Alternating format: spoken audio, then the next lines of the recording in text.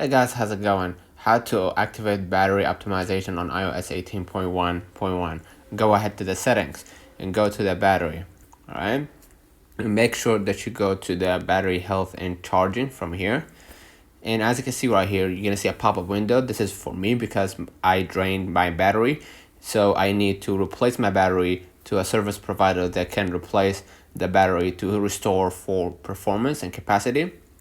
But if you don't have that pop-up window, just go ahead and toggle on optimized battery charging to reduce battery aging. Okay, iPhone learns from your daily charging routine, so it can't wait to finish charging past 80% until you need to use it. So if you don't have that pop-up window, and which I recommend you to give more attention to, make sure that you toggle on the optimized battery charging. Right, if you have that pop-up window, make sure that you go to the nearest service provider that can replace the battery to restore full performance and smoother experience. So let's know in the comments if this video helped you.